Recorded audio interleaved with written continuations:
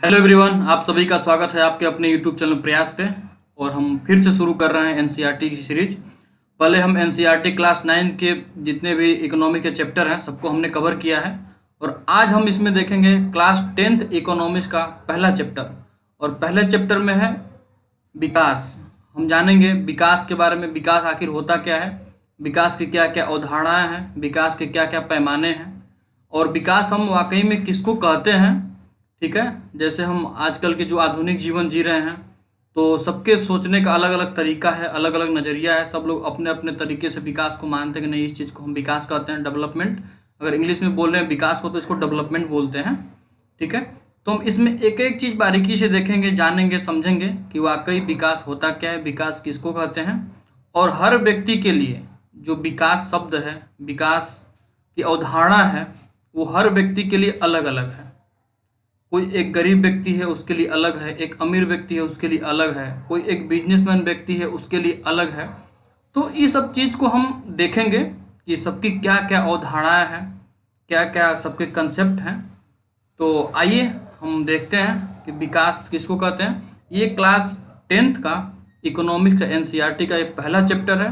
और class 9th में economics का जितना चैप्टर है उसको हमने कवर किया है बाकायदे। तो हमारे प्लेलिस्ट में जा कर के वहाँ से आप पिछले जो वीडियो हैं क्लास 9th के उसको आप देख सकते हैं वहाँ से। और वहाँ से देखेंगे तो चीज़ आपको समझ में आएगी। फिर आप क्लास 10th की पहला चैप्टर को आप यहाँ से कंटिन्यू कर सकते हैं। और अभी कंटिन्यू क्लासेस चलती रहेंगी, कंटिन्यू वीडियो आती रहेंगी। थोड़ा सा बीच में पढ़ाई का प्रेशर ज़्यादा होने की वजह से वीडियो नहीं आ रहा था, अब रेगुलर आएगा। इसके लिए आप लोग निश्चिंत रहें, चैनल से हमारे जुड़े रहें और चैनल को सब्सक्राइब करते जाएं। जो लोग हमारे चैनल पर नए हैं चैनल को सब्सक्राइब करते चलें और आगे इसको शेयर करते चलें। ठीक है, अगर आपको अच्छा लगे तो आप लाइक भी करते चलें। ठीक है, तो आज हम बात करेंगे विकास, जो क्लास 10th के इकोनॉमिक्स का पहला चैप्टर है, विकास। तो विकास की अगर हम बात कर लें तो विकास क्या है। विकास प्रगति की धारणा हमेशा से हमारे साथ है। हमारी आकांक्षाएं और इच्छाएं कि हम क्या करना चाहते हैं और अपना जीवन कैसे जीना चाहते हैं। ठीक है, जैसे सब लोग अपना अपना अपने तरीके से जीवन जीना चाहते हैं। कोई चाहता है कि नहीं हमारे पास घर हो, बंगला हो, गाड़ी हो। कोई चाहता है कि नहीं हम स्वतंत्र होकर के अपना जीवन जिएं। कोई ये चाहता है कि नहीं हम किसी प्रकार के कोई बाधा ना हो। किसी के पास घर, बंगला, गाड़ी सब कुछ है लेकिन स्वतंत्रता नहीं है। किसी के पास स्वतंत्रता है लेकिन उसके पास धन नहीं है। तो इस तरह की जो होता ज़िंदगी चल रही है लोगों की, सबके अपना अपना विकास का जो नज़रिया है देखने का वो है। हमें किन अनिवार्य वस्तुओं की आवश्यकता है, इसमें हम देखेंगे कि हमें किन अनिवार्य वस्तुओं की आवश्यकता है। तो देखिए कुछ ऐसी चीज़ें होती हैं, बेसिक नीड होती है, वो चाहे गरीब हो चाहे अमीर हो उसके लिए वो आवश्यक ही होता है। जैसे मान लीजिए हम बात कर लें भोजन की, तो भोजन जो है एक गरीब आदमी हो या एक अमीर आदमी हो उसके बिना वो रह ही नहीं सकता है। तो इसमें देखें सभी का जीवन बेहतर कैसे हो सकता है, लोग मिलजुल कर कैसे रह सकते हैं और क्या और अधिक समानता हो सकता है। ठीक है, विकास इन सभी प्रश्नों पर विचार करने और इन लक्ष्यों को प्राप्त करने के उपायों से जुड़ा है। ठीक है, विकास का मतलब कि हम कैसे एक व्यक्ति में अधिक से अधिक समानता हो। ठीक है, और अधिक से अधिक मतलब लोग मिलजुल करके रहें। आजकल क्या है, आजकल ये चीज़ थोड़ा सा कम हो गया है। आप देखेंगे समाज में तो मिलने जुलने वाला और समानता वाला ये थोड़ा सा कम हो गया है और लोग एक दूसरे को दूसरे नज़रिए से देखने लगे हैं। तो इस अध्याय में हम विकास को समझने की प्रक्रिया को जानेंगे। ठीक है, तो हम देखते हैं कि विकास आखिर में है क्या। देखिए, हम इसे जाने बिना बदलाव की इच्छा नहीं कर सकते। जैसे ठीक है, जीवन जी रहे हैं वो अतीत से प्रभावित है। जैसे मान लीजिए कि हमारा जो जीवन आज है वो पहले से अतीत से प्रभावित है, मतलब पहले भूतकाल में। तो जैसे मान लीजिए कि हमारा देश है, एक समय ऐसा था कि औपनिवेशिक शासक, एक औपनिवेशिक था, मतलब दूसरे देश के जो लोग थे वो लोग यहाँ पे शासन करते थे। तो उस समय व्यक्ति अपने तरीके से जीवन नहीं जी पाता था, किसी प्रकार का विकास नहीं हुआ। देश जब हम लोग का आज़ाद हुआ तब थोड़ा सा विकास की प्रगति पे धीरे धीरे आगे बढ़ा है। लेकिन अभी उतना नहीं बढ़ा है जितना चाहिए। अभी उस हिसाब से अभी प्रगति नहीं कर पाया है, या उस हिसाब से प्रगति अभी नहीं कर पा रहा है। इसके पीछे रीज़न ये है कि शिक्षा शिक्षा जो है, अब जाकर के लोगों को शिक्षा का महत्व समझ में आ रहा है। अब धीरे धीरे लोग शिक्षा की तरफ आगे अग्रसर हो रहे हैं। तो आने वाले समय में ये चीज़ें बदल सकती हैं। अब लोग विकास का पैमाना समझ पाएंगे, विकास के चीज़ों को समझ पाएंगे, नहीं विकास वाकई क्या है। नहीं तो अभी भी क्या है, अभी भी लोगों को ये लगता है कि मेरे पास अगर बंगला है तो ये मेरा खुद के जीवन का तो विकास है, लेकिन सामने वाला का इससे फ़ायदा है कि नहीं है, ये भी देखना होता है।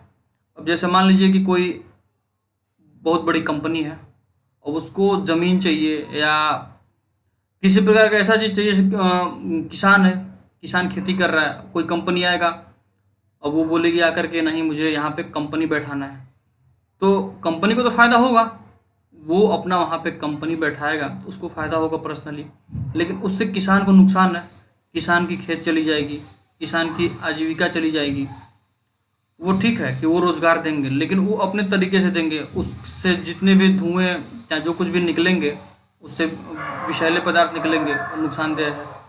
तो ये चीज़ें हैं, कई चीज़ें हैं विकास के, फ़ायदे भी हैं नुकसान भी हैं। अब हम इसमें देखते हैं विकास का क्या अर्थ हो सकता है, उनकी क्या आकांक्षाएं हैं। ठीक है, इसको जैसे तुम एक कार चाहते हो, अभी देश की जो स्थिति है उसमें तुम यही आशा कर सकते हो कि काश तुम्हारे पास एक रिक्शा होता। अब जैसे किसी के घर की बात कर लें, कोई ऐसा व्यक्ति है जिसके पास कार खरीदने की क्षमता नहीं है, वो कैसे कैसे करके एक साइकिल खरीद सकता है, तो लेकिन उसकी इच्छा है कि मैं कार खरीद लूँ, उसकी इच्छा है कि मैं 2 कार खरीद लूँ, 4 कार, लेकिन इच्छा पालने से तो होगा नहीं। और उसको लग रहा है कि अगर ये चीज़ मैं खरीद लूँ तो ये मेरा विकास हो जाएगा, उसका खुद का विकास होगा, लेकिन वो अपनी स्थिति भी तो देख ले कि नहीं वो खरीद सकता है कि नहीं खरीद सकता है। ठीक है, और हम विकास की इसी क्रम में आगे हम बात कर लें तो अब जैसे क्या है, भूमिहीन ग्रामीण मजदूर, अब जिसके पास खेत नहीं है, जिसके पास ज़मीन नहीं है, उसकी क्या आकांक्षाएं हैं, उसकी क्या इच्छाएं हैं। अब काम करने के अधिक दिन और बेहतर मजदूरी है, स्थानीय स्कूल उनके बच्चों को उत्तम शिक्षा प्रदान करने में सक्षम, कोई सामाजिक भेदभाव नहीं, और गांव में वे भी नेता बन सकते हैं। ठीक है, और पंजाब के समृद्ध किसानों को उनकी उपज के लिए ज़्यादा समर्थन मूल्य और मेहनती और सस्ते मजदूरों द्वारा उच्च पारिवारिक आय सुनिश्चित करना, ताकि वे अपने बच्चों को विदेशों में बसा सकें। वही बोल रहे हैं ना कि अगर आप आदमी की आमदनी 1 रुपये की है तो वो 10 रुपये की सोचता है। ठीक है, अगर हम बात कर लें शहर के अमीर परिवार की एक लड़की, उसे अपने भाई के जैसी आज़ादी मिलती है और वो अपने फैसले खुद कर सकती है, वो अपनी पढ़ाई विदेश में कर सकती है। अब जैसे क्या है, किसी घर में बहुत पैसा है, सब कुछ है, लेकिन अब कई बार देखेंगे कि परिवार में जो महिलाएं होती हैं, महिलाओं को आज़ादी नहीं है, वो खुद निर्णय नहीं ले सकती। ठीक है, वो कहीं बाहर नहीं जा सकती। क्यों? तुम एक महिला हो, बाहर नहीं जा सकती, तुम एक लड़की हो, तुम बाहर नहीं जा सकती। तो ये मानसिकता आज भी लोगों के अंदर है। तो ये क्या है, ये विकास नहीं है, ये विकास की अवधारणा नहीं है, तो कहीं ना कहीं बाधित कर रहे हैं लोग। ठीक है, अब हम देखते हैं आगे। संभवतः अगर हम बात कर लें तो हर एक अलग अलग चीज़ें पाना चाहता है, हर व्यक्ति जो है अलग अलग चीज़ें पाना चाहता है, सबकी अपनी अपनी इच्छाएं हैं, कोई कुछ चाहता है, कोई कुछ चाहता है, और उनके लिए सबसे अधिक महत्वपूर्ण अगर वो है तो वे चीज़ें उनकी आकांक्षाओं और इच्छाओं को पूरा कर सकें। वास्तव में कई बार 2 व्यक्ति या 2 गुट ऐसी चीज़ चाह सकते हैं जिसमें परस्पर विरोध हो। ठीक है, जैसे कभी कभी क्या होता है कि एक ही चीज़ को 2 लोग पाना चाहते हैं, तो उसमें क्या होता है, विरोध होता है। एक लड़की अपने भाई के समक्ष, एक लड़की जो है वो अपने भाई के समकक्ष क्या चाहती है, आज़ादी और अवसर मिलने, और भाई भी घर के कामकाज में हाथ बटाएगा की आशा रखती है। वो चाहती है कि मुझे भी आज़ादी मिले और मेरा भाई जो है घर के कामकाज में हाथ बटाए, इसकी उम्मीद करती है वो। हो सकता है कि भाई को यह पसंद ना हो, तो ऐसा भी हो सकता है कि बहन चाहती हो कि नहीं मुझे भी आज़ादी मिले, जैसे मेरे भाई को आज़ादी है, कहीं भी आ सकता है, कहीं भी जा सकता है, और घर में जैसे मैं काम कर रही हूँ वैसे वो हाथ बटाए। लेकिन हो सकता है कि उसके भाई को ये पसंद ना हो, वो ना चाहता हो कि मेरी बहन या उसकी बहन कहीं जाए, या उसको ना पसंद हो कि घर में वो काम करे। ठीक है। इसी तरह बिजली पाने के लिए, इसी तरह अधिक बिजली पाने के लिए उद्योगपति जो बिजनेसमैन होते हैं वो लोग क्या चाहते हैं, ज़्यादा बांध चाहते हैं, बांध, डैम। लेकिन इसमें जमीन जलमग्न हो सकती है और उन लोगों का जीवन अस्त व्यस्त हो सकता है जो बेघर हो जाएंगे। अब जमीन जो है जलमग्न हो जाएगी तो बहुत ऐसे लोग हैं जो जिनका जीवन जो है अस्त व्यस्त हो जाएगा। अब एक देखिए किसी भी क्षेत्र में एक साल में लगभग बरसात के मौसम में कोई ऐसा क्षेत्र है कि वहाँ पे हर साल बाढ़ आता है, और उनकी स्थिति ये है कि हर साल बाढ़ आने की वजह से उनका जीवन अस्त व्यस्त रहता है, कभी इधर कभी उधर, कितने का उनको नुकसान हो जाता है। आदमी तो ठीक है इधर उधर भाग करके चला जाता है, जैसे तैसे अपना जीवन काट लेता है कुछ समय, 1 महीने 2 महीने 4 महीने जो भी है। लेकिन सबसे अधिक दिक्कत क्या होता है, उनके जो पशु होते हैं, उनके जो गाय भैंस ये सब जो होते हैं उनको संभालना मुश्किल हो जाता है। उनको कहाँ से वो चारा खिलाएंगे, उनको कहाँ लेकर के जाएंगे। तो काफ़ी नुकसान होता है बाढ़ आने से। तो अब ये सोचिए कि जब बाढ़ की ज़रूरत पड़ेगी, जब ज़मीन जलमग्न हो जाएगी तो उनके जीवन पे क्या प्रभाव पड़ेगा, क्या उनका विकास होगा। वो जो उद्योगपति हैं उनका विकास तो हो रहा है, लेकिन जो उसके अपोजिट व्यक्ति है जिसकी ज़मीन जा रही है और उद्योग के वजह से ज़मीन जलमग्न हो रही है, उससे उसका नुकसान है लेकिन उसका फ़ायदा है। तो कभी कभी ऐसा होता है कि खुद का विकास तो होता है लेकिन सामने वाले का नुकसान भी होता है इसमें। ठीक है। जैसे कि आदिवासी, वे इसका विरोध कर सकते हैं और हो सकता है कि वे अपने खेतों की सिंचाई के लिए केवल छोटे चक, बांध या तालाब पसंद करें। ठीक है। इस तरह दो बातें साफ हैं, एक अलग अलग लोगों के विकास के लक्ष्य भिन्न हो सकते हैं। जैसे अगर हम बात कर लें तो अलग अलग लोग जो हैं उनके अलग अलग विकास का लक्ष्य भी है। दूसरा, एक के लिए जो विकास है वह दूसरे के लिए विकास ना हो, वो दूसरे के लिए विनाश साबित हो सकता है, यहाँ तक कि दूसरे के लिए विनाशकारी भी साबित हो सकता है। ठीक है। इस तरह के लोग विकसित नहीं होना चाहते। देखिए यहाँ चित्र के माध्यम से समझाया गया है। अब ये कार में बैठे हैं, अब ये इनकी स्थिति है कि इनको रहने के लिए भी घर नहीं है सही तरीके से, तो अब चित्र के माध्यम से यहाँ देख सकते हैं। अब ये लोग क्या विकसित होना चाहेंगे, अब ये लोग तो अपना फायदा देखते हैं। ठीक है। अगर हम बात कर लें आय और अन्य लक्ष्य की, ठीक है, विकास में ही आय भी आता है और अन्य लक्ष्य, क्योंकि अगर आय नहीं है आपके पास तो विकास की बात हम कर ही नहीं सकते हैं अगर आजकल के समय में देखें तो। क्योंकि आय जितना अधिक आय है उतना अधिक विकास है। किसी भी चीज़ में किसी भी तरह से ज़्यादा आय चाहने के अतिरिक्त लोग बराबरी का व्यवहार, स्वतंत्रता, सुरक्षा और दूसरों से आदर मिलने की इच्छा भी रखते हैं। वे भेदभाव से अप्रसन्न होते हैं। ये सभी महत्वपूर्ण लक्ष्य हैं, बल्कि कुछ मामलों में ये अधिक आय और अधिक उपभोग से अधिक महत्वपूर्ण हो सकते हैं, क्योंकि जीने के लिए केवल भौतिक वस्तुएं ही पर्याप्त नहीं होती। कभी कभी क्या होता है कि पैसे तो आपके पास बहुत हैं, आप मान लीजिए कि भौतिक सुख आपको मिल सकता है, लेकिन आप भौतिक सुख से क्या करिएगा, आप पैसे को तो खाएंगे नहीं, सोने को तो खाएंगे नहीं, चांदी को खाएंगे नहीं। तो कभी कभी क्या होता है, प्रकृति की भी ज़रूरत पड़ती है। ठीक है। बिना प्रकृति का जीवन संभव नहीं है, ये सब लोग जानते हैं। तो द्रव्य या उससे खरीदी जा सकने वाली भौतिक वस्तुएं एक कारक हैं जिस पर हमारा जीवन निर्भर है, लेकिन हमारा बेहतर जीवन ऊपर लिखी अभौतिक वस्तुओं पर भी निर्भर करता है। ठीक है। अगर आपको यह बात स्पष्ट नहीं लगती तो अपने जीवन में अपने मित्रों की भूमिका के बारे में जरा सोचिए। देखिए अगर मित्र की बात कर लें तो मित्र का किसी के भी जीवन में मित्र का बहुत बड़ा रोल होता है, बहुत अहम रोल होता है। अगर व्यक्ति जीवन में कुछ कर पाता है तो एक मित्र की वजह से ही कर पाता है। और एक चीज़ और कि आपके जीवन में अगर एक अच्छा मित्र है तो समझिए कि आपका जीवन सफल है। अच्छा मित्र कैसा? जो आपके दुख में, आपके संकट के समय खड़ा रहे। अच्छा मित्र वो कहलाता है। अच्छा मित्र वो नहीं कि आप चाय के लिए बुला दे तुरंत दौड़ के चला आए, खाने के लिए बुला दे तुरंत दौड़ के चला आए, जब आपका काम लगे बुला दे तो फ़ोन ही रिसीव ना करे, आए ही नहीं, वो अच्छा मित्र नहीं है। ऐसे लोग से आप लोग दूर रहें, ठीक है। तो मित्रता रखिए लेकिन अच्छे लोगों से, जो अच्छा मित्र है, जो मौके पे काम आ रहा है, लग रहा है कि नहीं ये बंदा लॉयल है, ठीक है। तो उसके साथ आप मित्र, आपके एक ही दो चार मित्र हों लेकिन ढंग के हों, ये नहीं कि दो चार 10,000 मित्र बना लिए, कोई मौका पे आ ही नहीं रहा है। तो ऐसे मित्र का कोई मतलब नहीं होता है।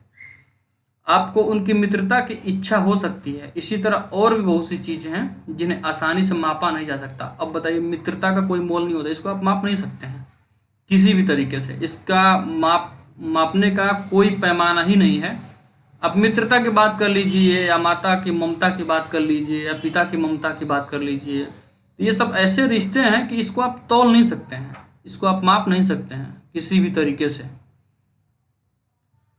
लेकिन उनका हमारे जीवन में बहुत महत्व है।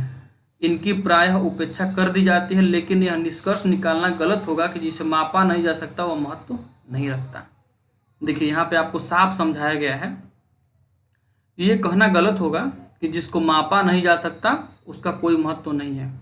अब माता के ममता को तो मापा नहीं जा सकता कि माता अपने बेटे से, कोई भी माँ हो, अपने बेटे से कितना प्यार करती है, कितना मानती है, इसको तो मापा, कोई पैमाना ही नहीं है मापने का। कोई लड़का कितना भी किसी के लिए खराब रहता है, लेकिन वो अपने माँ के लिए हमेशा लाडला ही रहेगा, हमेशा अच्छा ही रहेगा।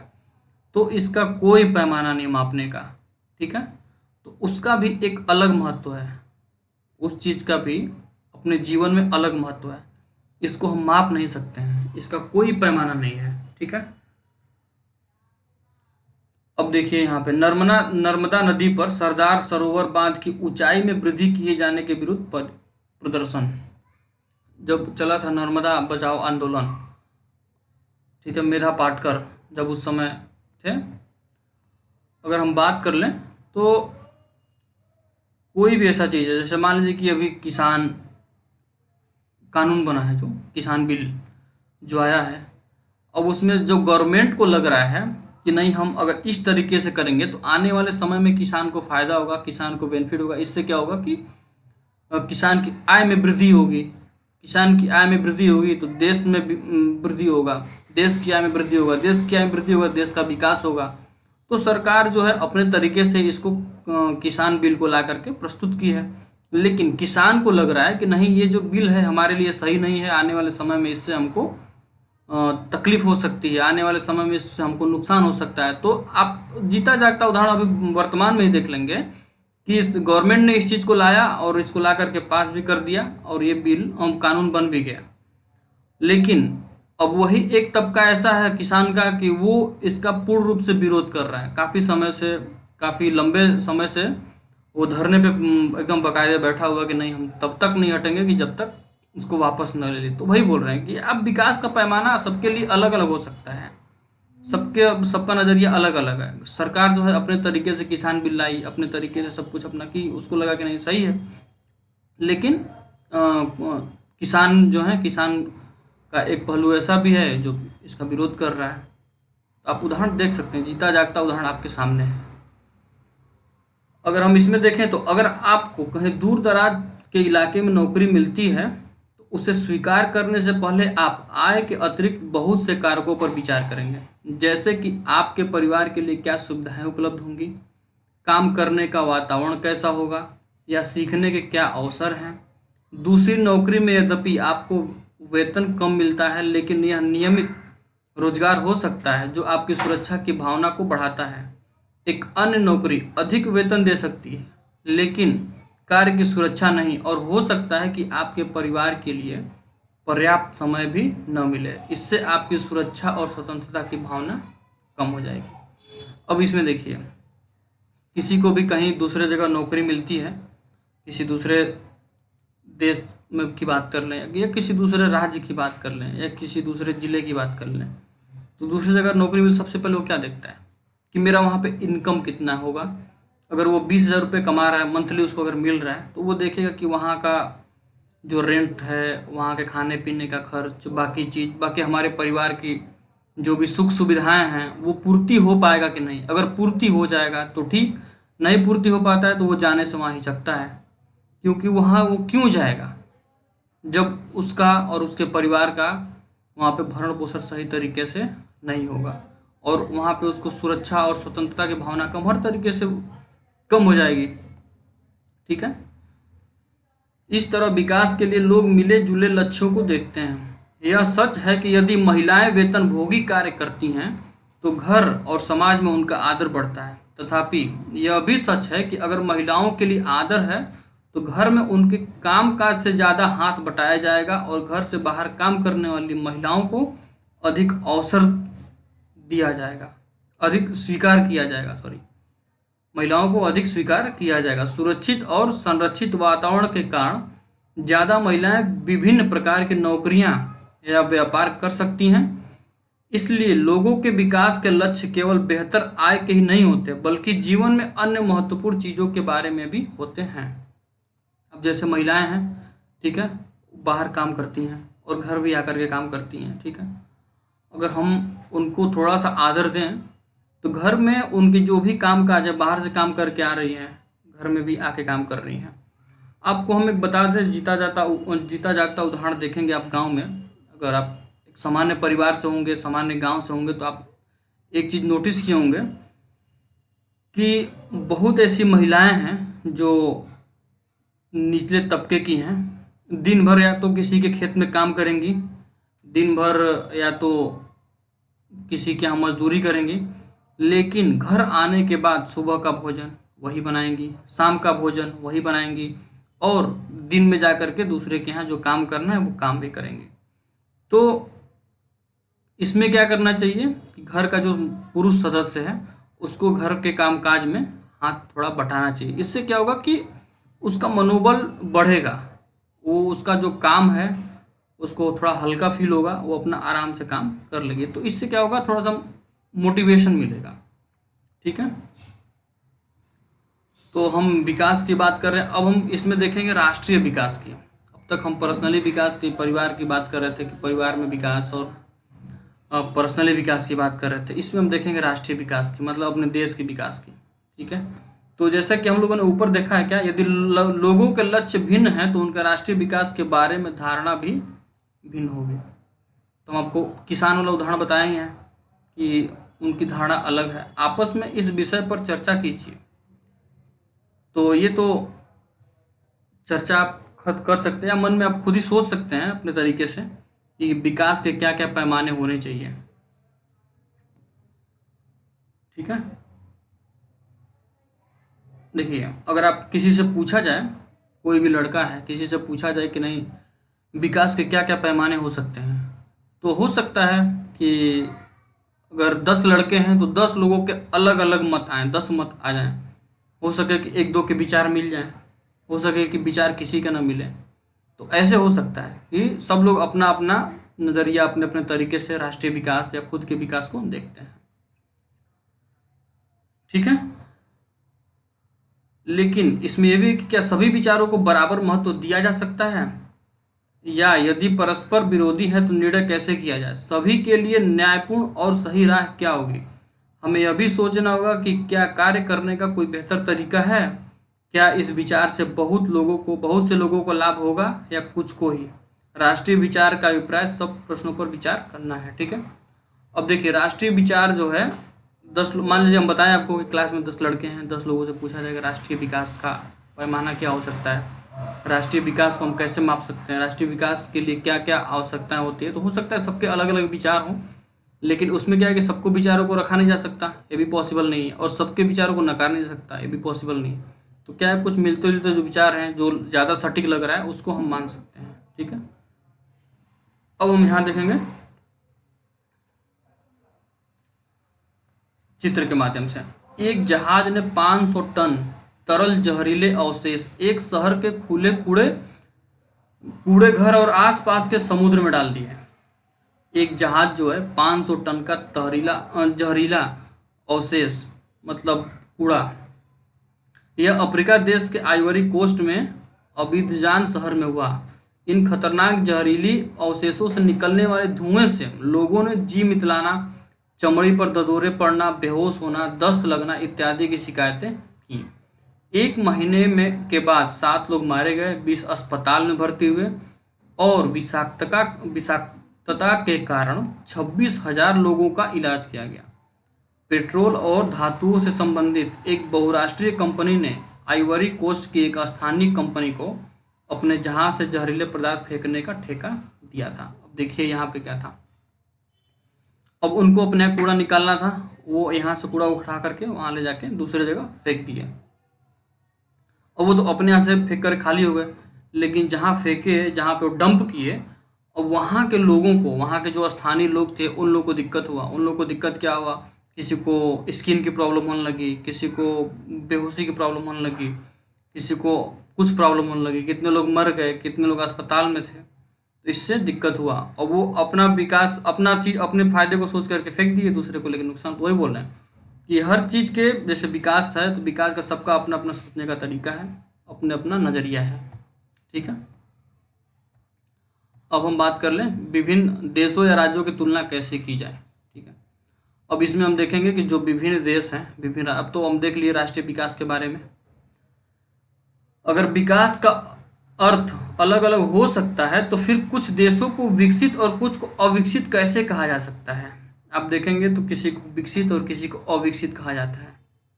ठीक है,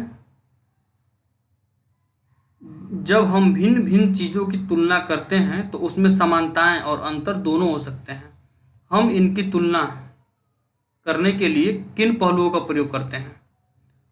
ठीक है, हम विभिन्न विद्यार्थियों की तुलना कैसे करते हैं, उनमें ऊंचाई, स्वास्थ्य, प्रतिभा और रुचि के अनुसार अंतर है। हो सकता है सबसे स्वस्थ व्यक्ति सबसे पढ़ाकू विद्यार्थी न हो, ये भी हो सकता है कि जो सबसे स्वस्थ हो, सबसे स्मार्ट दिख रहा हो, सबसे तंदुरुस्त हो, उसकी ऊंचाई अच्छी हो, सब कुछ उसका ठीक है, लेकिन हो सकता है कि वो पढ़ने में अच्छा ना हो। और सबसे बुद्धिमान विद्यार्थी भी हो सकता है, सबसे विद्वान विद्यार्थी हो सकता है मित्रता व्यवहार न रखता हो। तो हम विद्यार्थी की तुलना कैसे करते हैं। ठीक है, हम विद्यार्थी की तुलना कैसे कर सकते हैं।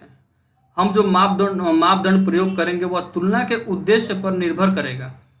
खेलकूद टीम, वाद विवाद टीम, संगीत टीम या पिकनिक के लिए टीम, सबके चयन के लिए अलग मापदंड होंगे। फिर भी अगर हमें किसी उद्देश्य से कक्षा के विद्यार्थियों का सर्वांगीण प्रगति के बारे में मानक चाहिए तो हम उसे कैसे चुनेंगे। तो जैसे हम एक छात्र को चुन सकते हैं कि नहीं, छात्र जो है कौन पढ़ने में अच्छा है, कौन तेज तर्रार है, किसकी प्रतिभा कैसी है, जैसे चुनाव करते हैं वैसे ही हम देश का भी चुनाव करते हैं कि कौन ज़्यादा विकसित है, कौन अविकसित है, कौन विकासशील है, कौन पूर्ण रूप से विकसित है।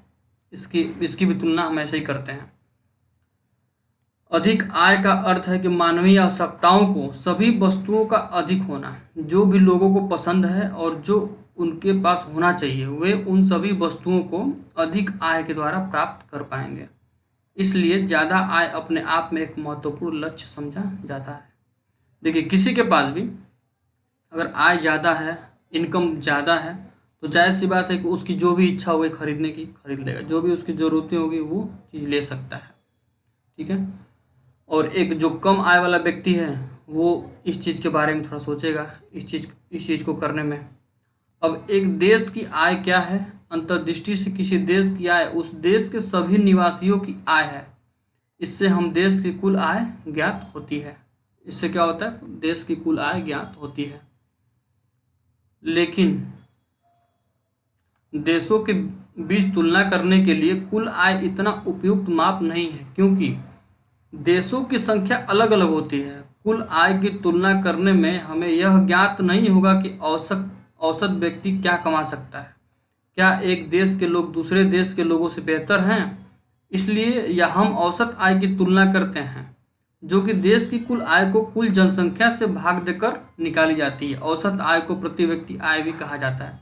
अगर हम आय के आगे बात करेंगे, राष्ट्रीय आय की बात करेंगे, जब जीडीपी की बात करेंगे, जीएनपी की बात करेंगे, एनएनपी की बात करेंगे, तो हम इसमें बात करेंगे विस्तार से कि ये आय को कैसे निकाला जाता है, जीडीपी को कैसे निकाला जाता है, जीएनपी कैसे निकाला जाता है। ठीक है, अगर हम विश्व बैंक की रिपोर्ट की बात कर लें जैसे सामान्यतः व्यक्ति जो है एक या दो महत्वपूर्ण विशेषताएं लेकर उनके आधार पर तुलना करते हैं। तुलना के लिए महत्वपूर्ण विशेषताएं चुनी जाती हैं। इस पर मतभेद हो सकते हैं, जैसे विद्यार्थियों की मित्रतापूर्ण व्यवहार और सहयोग भावना, उनके रचनात्मक द्वारा उनके प्राप्त अंक। देखिए हम एक बार पढ़ रहे हैं, उसके बाद फिर आपको हम अच्छे से समझा देंगे कि ये चीज़ें ये क्या कह रही हैं। यही बात विकास पर भी लागू होती है। देशों की तुलना करने के लिए उनकी आय सबसे महत्वपूर्ण विशेषता समझी जाती है। जिन देशों की आय अधिक है उन्हें कम आय वाले देशों से अधिक विकसित समझा जाता है। ठीक है। विश्व बैंक की विकास रिपोर्ट के अनुसार देश का वर्गीकरण करने में इस मापदंड का प्रयोग किया गया है। वे देश जिनकी 2019 में प्रति व्यक्ति आय डॉलर में 49,300 प्रति वर्ष या उससे अधिक, उसे समृद्ध अथवा उच्च आय देश वे देश जिनका प्रति व्यक्ति आय $2,500 लगभग $2,500 प्रति वर्ष या उससे कम है, उन्हें निम्न आय वाला देश कहा गया है। भारत मध्य आय वर्ग के देशों में आता है क्योंकि उसकी प्रति व्यक्ति आय 2019 में केवल 6700 प्रति वर्ष थी। ठीक है। समृद्ध देशों जिनमें मध्य पूर्व के देश और कुछ अन्य छोटे शामिल नहीं हैं को आमतौर पर विकसित देश कहा जाता है। अगर हम बात कर लें तो जो विश्व बैंक है, वर्ल्ड बैंक, उसकी रिपोर्ट की बात कर लें तो वो 2019 में $49,300 प्रति वर्ष अगर किसी का आय है किसी देश की प्रति व्यक्ति, तो वो क्या है, वो समृद्ध और विकसित देश में आता है। और 2,500 मतलब $2,500 है प्रति वर्ष या उससे कम है, तो उन्हें क्या माना जाता है, अल्प विकसित।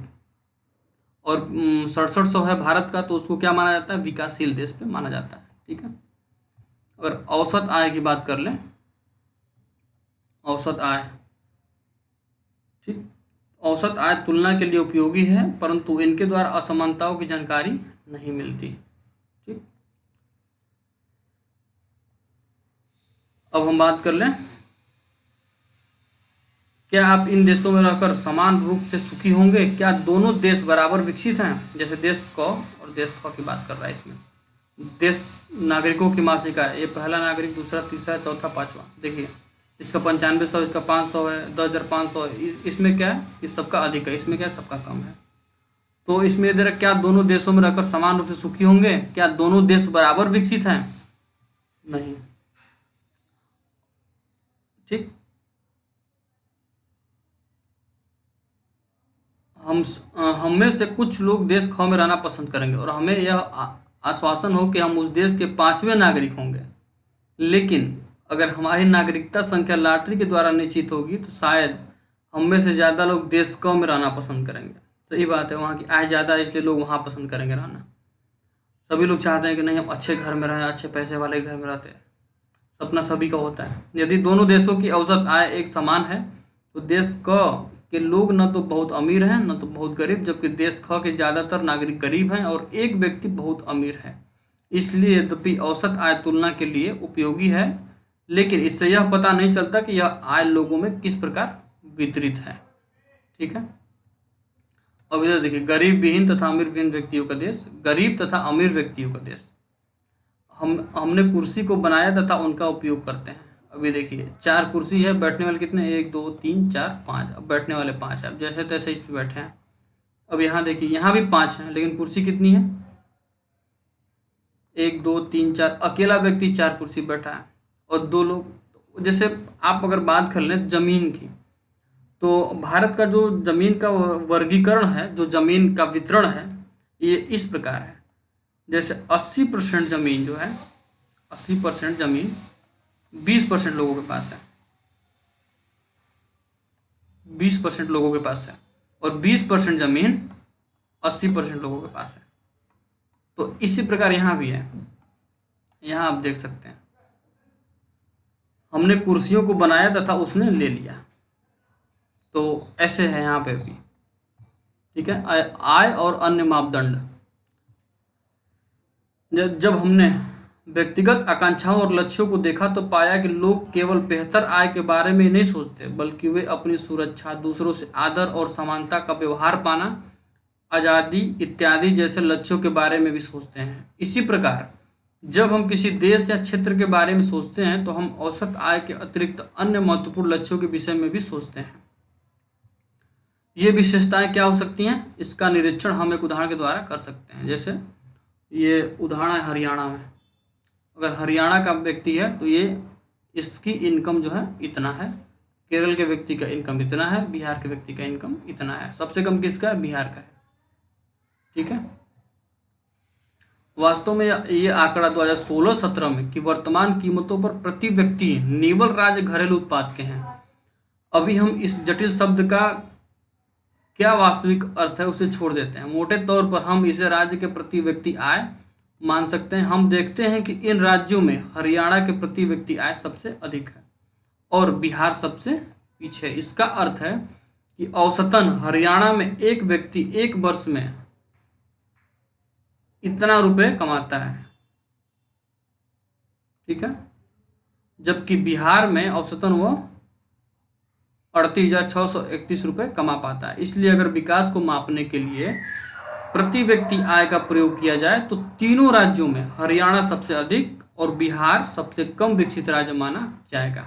अब हम इन तीनों राज्यों के कुछ आंकड़ों पर नज़र डालते हैं जो कि इसमें दिया हुआ है।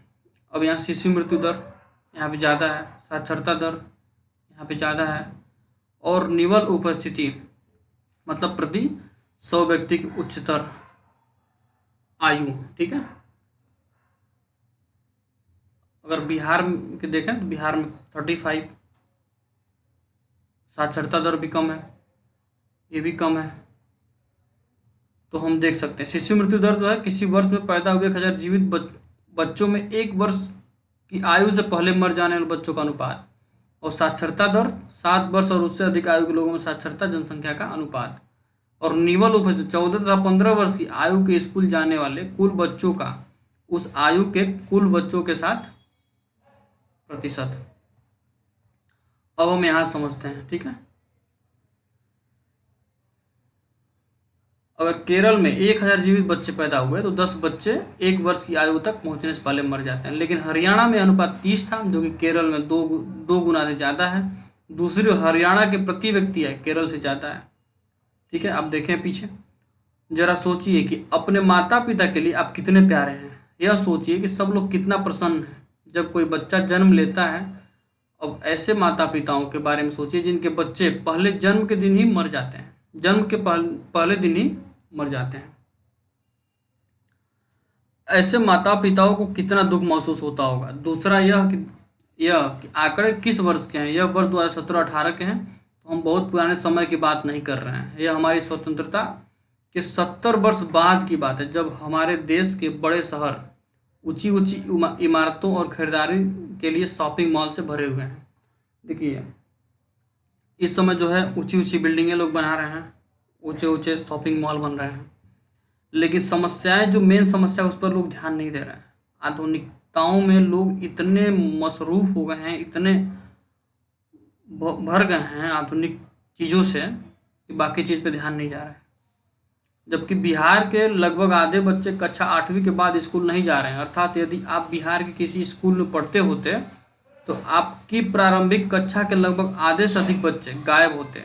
जिन बच्चों को स्कूल में होना चाहिए वे वहाँ नहीं होते। अगर ये आपके साथ होता तो आप भी यह सब न पढ़ पाते जो पढ़ रहे हैं। देखिए आज तो स्थिति थोड़ी सी पहले से बदली है। अब डिजिटल हो गया है तो लोगों के लिए थोड़ा सा पढ़ाई जो है आसान हो गया है, थोड़ी शिक्षा अब सस्ती हो गई है। नहीं तो अभी ज़्यादा समय की बात नहीं है, 2-4 साल पहले ही जब चीज़ें ऑनलाइन नहीं अवेलेबल हो पाता था तो लोग जैसे तैसे अपना काम करते थे। और आज भी अपने देश का एक तबका ऐसा भी है कि उसको सब कुछ देते हुए भी गवर्नमेंट उसको सब प्रोवाइड करा रही है, फिर भी उनके बच्चे स्कूल नहीं जा रहे हैं। उनके बच्चे स्कूल जाने से पीछे भागते हैं, उनको पढ़ाई में मन नहीं लगता है। तो आज भी हम लोग कहीं ना कहीं इस पर अभी जोर देने की ज़रूरत है कि नहीं, शिक्षा का क्या महत्व है जीवन में, उनको बताने की ज़रूरत है। और जब तक इसका एक पूर्ण रूप से अभियान नहीं चलेगा, तब जब तक एक एक व्यक्ति इसको लेकर के जागरूक नहीं होगा, तब तक कुछ होने वाला नहीं है।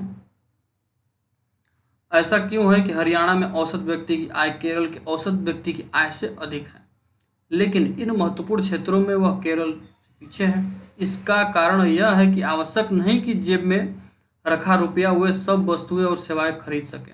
देखिए यहाँ पे साफ क्लियर कर दिया गया है कि कोई जरूरी नहीं कि अगर आपके पास रुपया है तो आप सब कुछ खरीद सकते हैं। ठीक है, जिनकी आपको एक बेहतर जीवन के लिए आवश्यकता हो सकती है। नागरिक कितना भी भौतिक वस्तुएं और सेवाएं प्रयोग कर सकते हैं, इसके लिए आय अपने आप में संपूर्ण रूप से पर्याप्त सूचक नहीं है।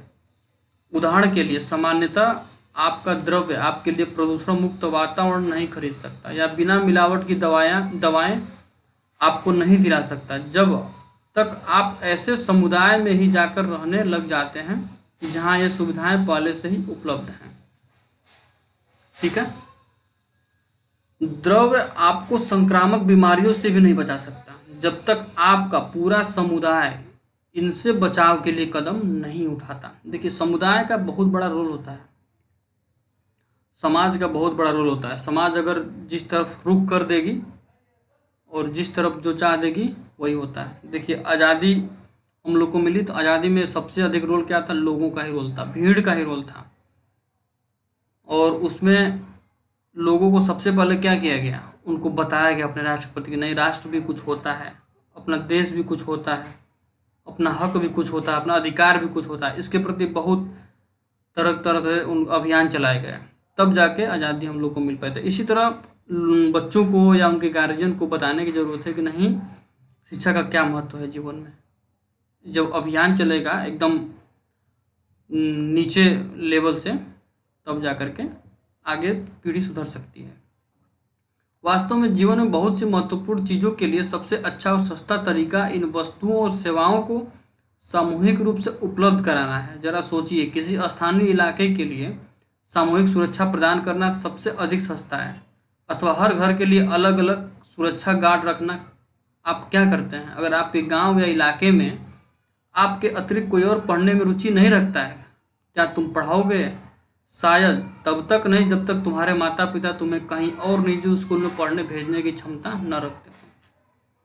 आप इसलिए पढ़ा पा रहे हो क्योंकि बहुत से अन्य बच्चे पढ़ना चाहते हैं, और बहुत से लोग ये मानते हैं कि सरकार को स्कूल खोलने चाहिए और अन्य प्रकार की सुविधाएं उपलब्ध करानी चाहिए, जिससे सभी बच्चों को पढ़ने का अवसर मिल सके।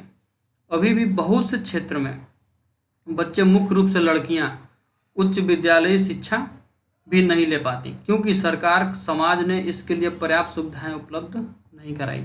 आज भी स्थिति बनी हुई है कि बहुत से ऐसे लोग हैं, बहुत से ऐसे लड़के हैं जो नहीं पढ़ पा रहे, बहुत से ऐसे लड़कियां हैं जो नहीं पढ़ पा रही हैं,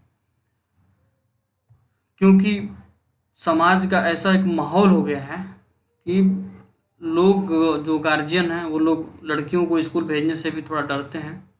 लेकिन अब वो स्थिति नहीं रह गई है। ठीक है, अब हम एक बार देख लेते हैं मानव विकास रिपोर्ट की। बाकी हम विकास के बारे में बात कर लिए। एक बार यह बात समझ में आ जाए कि यद्यपि आय का स्तर महत्वपूर्ण है, पर यह विकास के स्तर को मापने का अपर्याप्त मापदंड है, तो हम अन्य मापदंडों के बारे में सोचने लगेंगे। ऐसे मापदंडों की सूची लंबी हो सकती है, लेकिन वह इतनी उपयोगी नहीं रहेगी। हमें अधिक महत्वपूर्ण चीज़ों की कम संख्या में आवश्यकता है। स्वास्थ्य और शिक्षा के सूचक, जैसे हमने केरल और हरियाणा की तुलना करने के लिए प्रयोग किए, ऐसे ही सूचकों में है। पिछले लगभग एक दशक में स्वास्थ्य और शिक्षा सूचकों का आय के साथ व्यापक स्तर पर विकास के माप के लिए प्रयोग किया जाने लगा है। उदाहरण के लिए यूएनडीपी, ठीक है, प्रकाशित मानव विकास रिपोर्ट देशों की तुलना लोगों के शैक्षिक स्तर, उनकी स्वास्थ्य स्थिति और प्रति व्यक्ति आय के आधार पर करती है। ठीक है, भारत और उसके पड़ोसी देशों की 2020 की मानव विकास रिपोर्ट के कुछ संबंध आंकड़ों पर दृष्टि डालना रुचिकर होगा। ये आंकड़े हैं 2019 के, देख सकते हैं। और HDI का अर्थ है मानव विकास सूचकांक, ह्यूमन डेवलपमेंट इंडेक्स। ठीक है,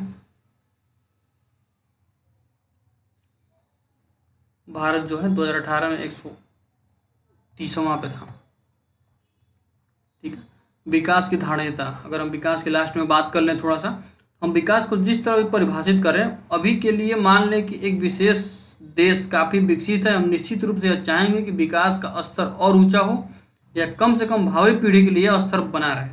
यह स्पष्ट रूप से वांछनीय है, लेकिन 20वीं सदी के उत्तरार्ध से बहुत से वैज्ञानिक यह चेतावनी देते आ रहे हैं कि विकास का वर्तमान प्रकार और स्तर धारणीय नहीं है। हमने विश्व को अपने पूर्वजों से उत्तराधिकार में प्राप्त नहीं किया है, हमने इसे अपने बच्चों से उधार लिया है। ठीक है,